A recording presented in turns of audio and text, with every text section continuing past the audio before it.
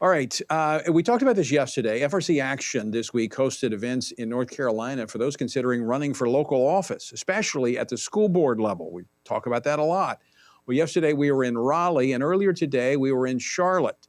And we were actually at a church there, Trinity Baptist, and the senior pastor of the church, who is also vice president for the Association of Churches Ministries here at the Family Research Council. Dr. Mark Harris joins us. Mark, welcome back to the program.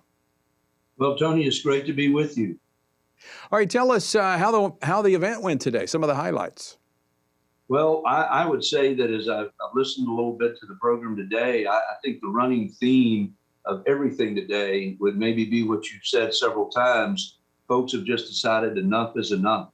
And we saw that happening right here today as folks came to the school board boot camp, candidates that are interested, people who are genuinely praying about whether or not to take the plunge and get involved. It was an incredible day. We saw more than 100 folks that had registered and came in this morning. And it was just amazing to see. Just highlights throughout the day, I think, included, of course, as the worldview information was presented and what a critical role that plays. Candidates, again, were given great information of issues that they needed to be able to speak about when they're out there on the stump, when they're out there knocking on doors, meeting voters. And I really believe that folks left here today better equipped than they even imagined that they might be before they came here. And I would probably say the highlight for me was today with these folks all gathered here when they mentioned at one part of the program today, listen, all of those of you that are seriously believe you are going to run for office, we want you to get up and we want you to come right here to the front. And we saw probably 75% of the people that were in the pews stood up and came to the front, making that kind of commitment that they were ready to get on board and ready to do something. So it's been an exciting day. Well, Mark, you're certainly no political novice. You've been a candidate for office. You've been involved in the political realm in addition to pastoring. Have you seen this type of energy and commitment at this level before?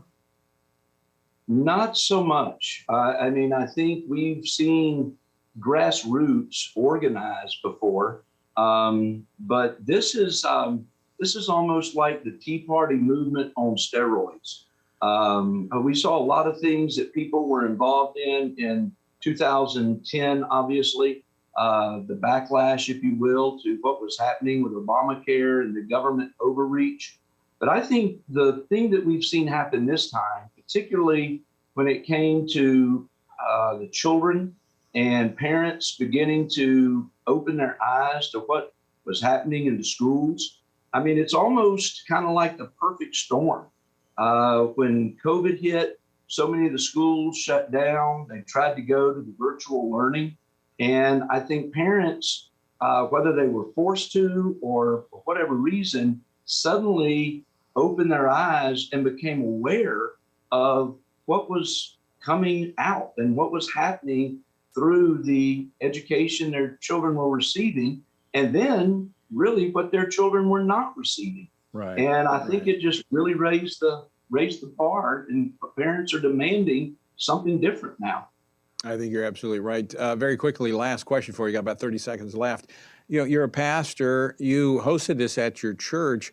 What would you say to other pastors about the moment in which we live and the worldview that you made reference to, this conflict between worldviews? What should pastors be doing? Pastors obviously need to be preaching the whole counsel of God, not cherry picking verses that they want to speak on that are most comfortable, but we need to be delivering the whole counsel of God, because when we do that, we give the people in our pews the information that they need. We equip them to be able to stand and to speak in the public square. And we really awaken them and alert them to the issues that are so important.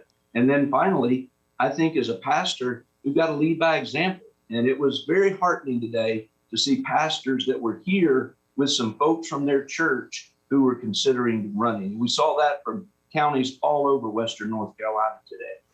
Well, and we appreciate your example, Dr. Mark Harris, for leading the way as well. And we encourage pastors to check out the Association of Church Ministries. Good to talk with you.